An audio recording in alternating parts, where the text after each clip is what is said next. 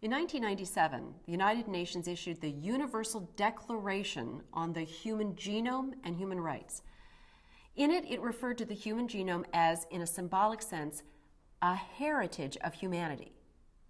Highly respected bioethicist George Annis has proposed that any attempt to alter inheritable genetic features should be considered a crime against humanity. What should we think? What should we think about the idea of radically manipulating by means of changing the human genome? Well, let's start by talking about the human genome and human nature. Put literally, the human genome is simply the entire collection of human genes now in existence, the genes found in every woman, man, child here on Earth.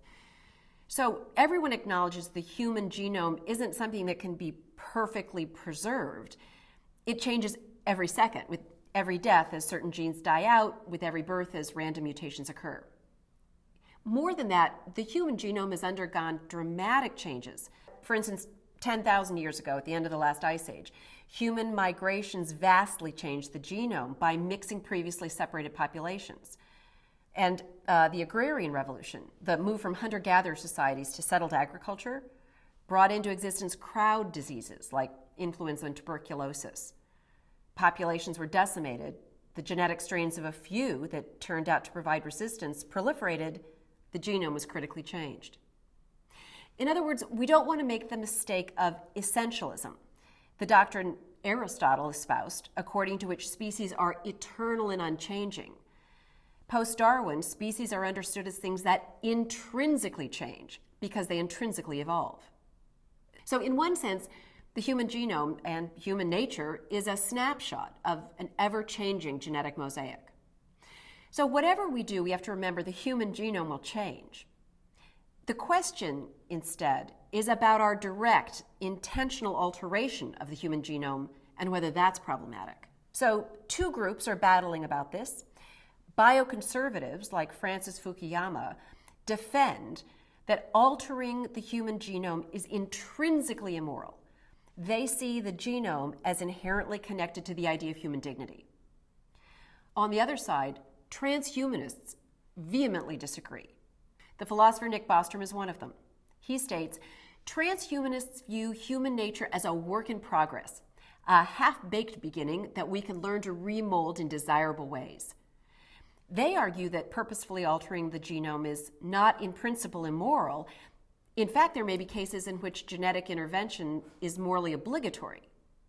For example, Julian Savulescu, also a transhumanist, argues in his book Unfit for the Future that we have an urgent obligation to morally enhance ourselves. Savulescu argues that much of our psychology evolved during that Pleistocene era, when humans lived together in small groups of closely related kin.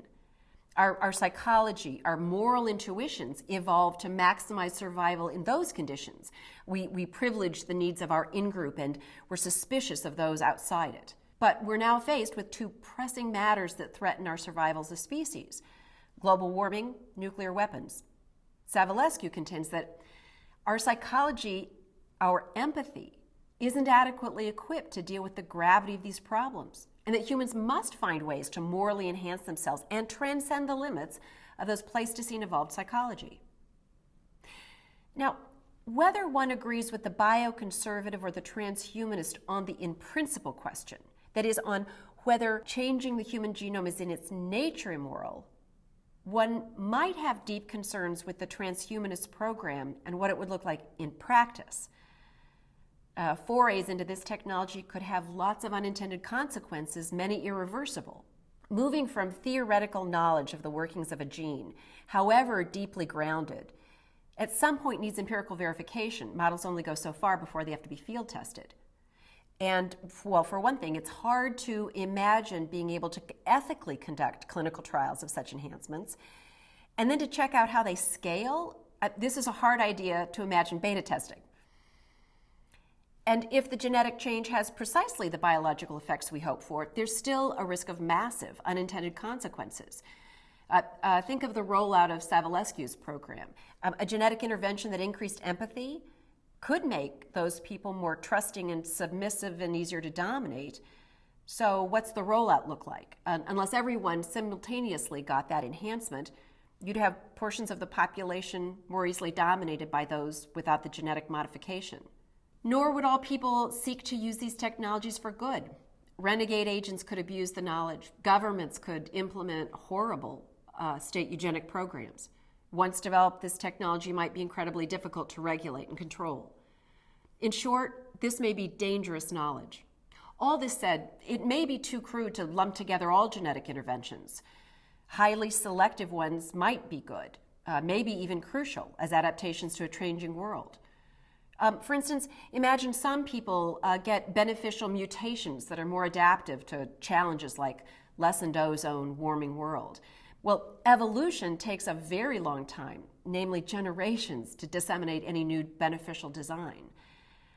An intervention to more directly disseminate that gene, if supported by careful scientific review, if endorsed by the world community, might be very different from a rogue government creating superhumans.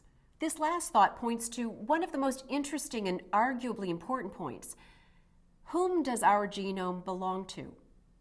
A key aspect of the UN Declaration is that it belongs to us, that it is a common good, not a private good.